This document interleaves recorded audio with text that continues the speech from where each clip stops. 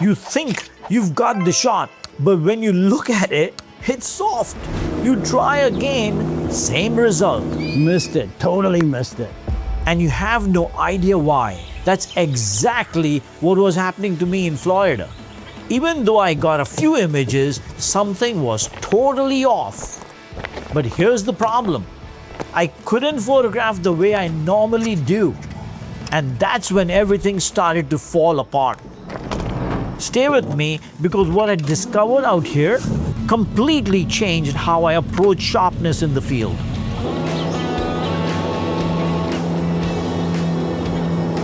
I thought this would be simple, but I was completely wrong. First day out to get the Ospreys and I got nothing. Zero. I got nothing. No fine art images at all. Hate it, but that's the way it is. I don't even know the bird's behavior, so can I expect to get something? I don't know. And that wasn't even the biggest problem. The real problem had nothing to do with the bird. The thing with hand-holding, which I don't like, I love my tripod, but I can't shoot the osprey because I cannot do this and watch, see where this goes, the angle.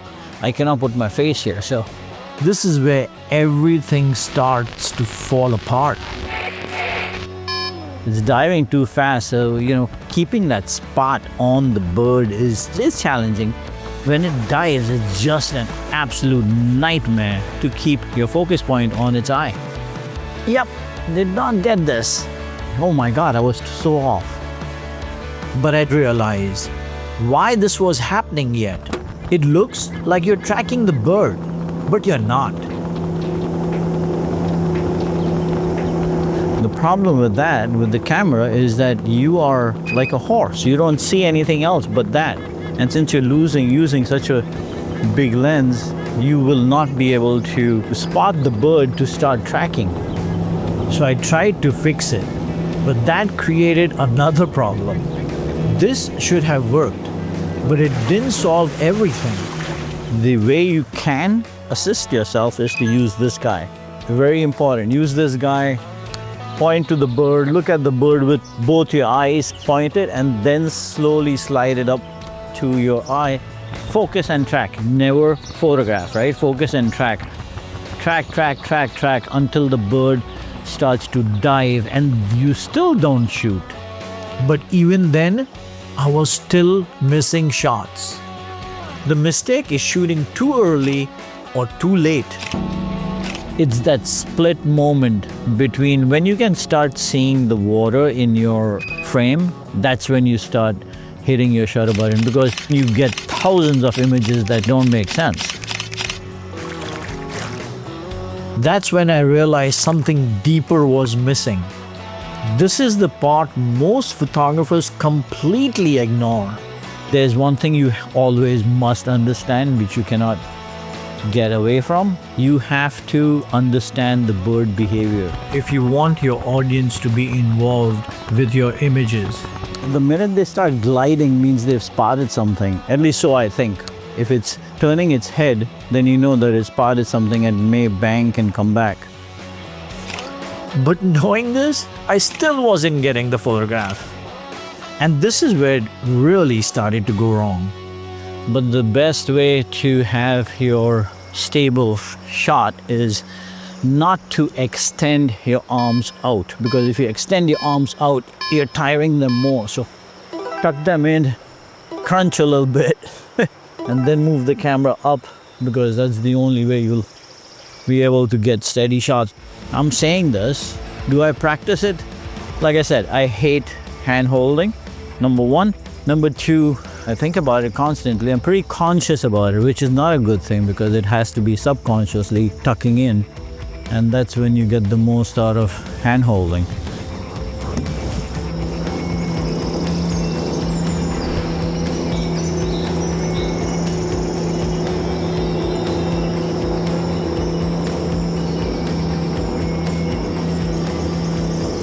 Guess who showed up? It's Abe. Abe from B&H, he's here.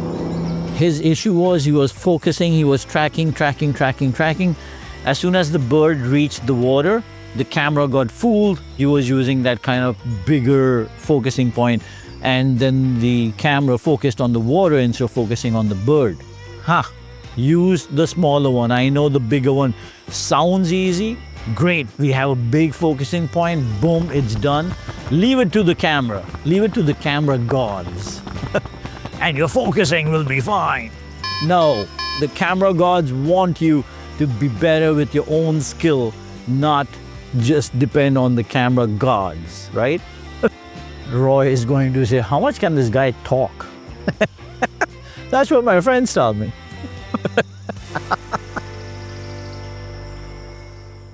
And then exposure made it even worse.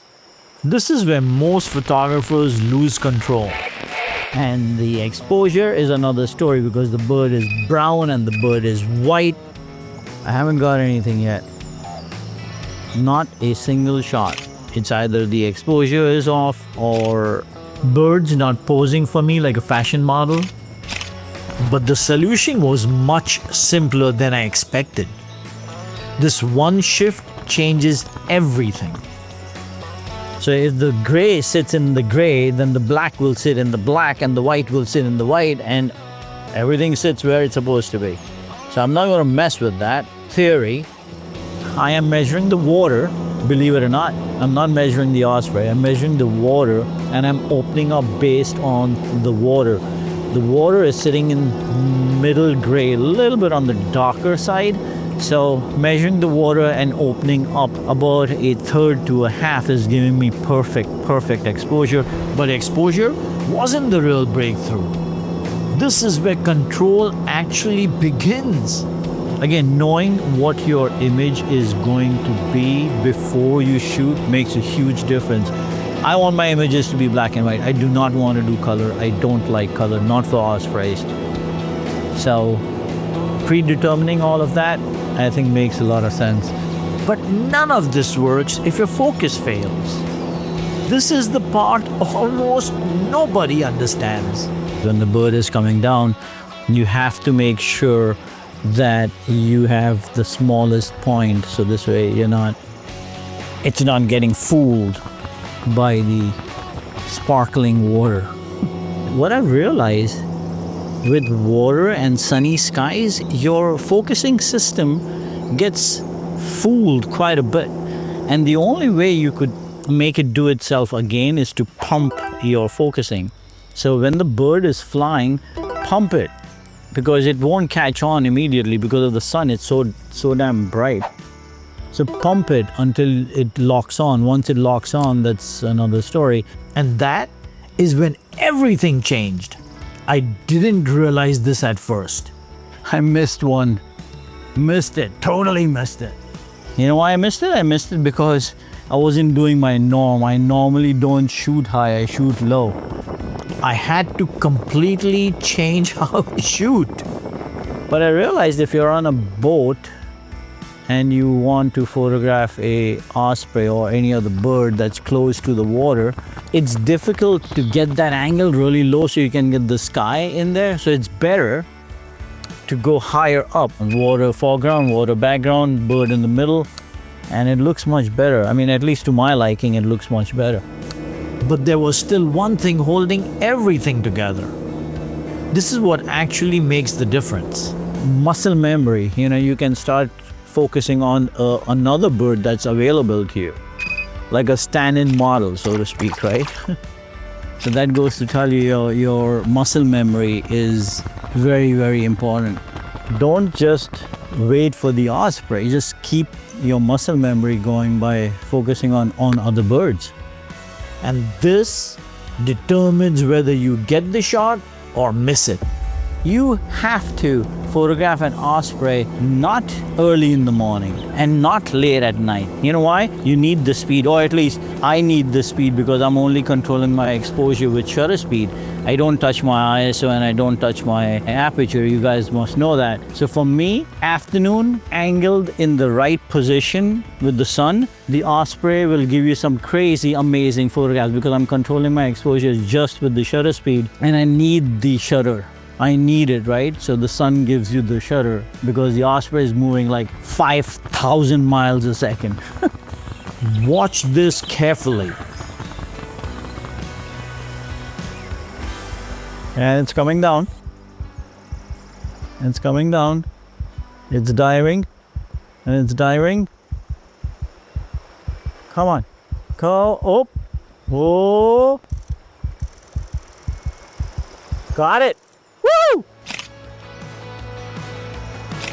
Using the smallest focusing point was the reason why I got that. Simply because the camera did not get fooled with the brightness of the water, right? And this is the part nobody wants to hear. First day, don't expect anything at all. Yep, did not get this. Second day, you come back a hero, I promise you. Can you see it even? Yeah, I think you can. Yeah, look at that photograph.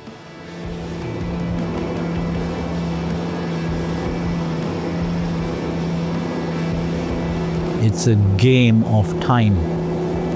The more time you give it, the better your photographs are going to be. Go watch this playlist and make wildlife photography easier for yourself. I'll see you guys in the next one. Thank you.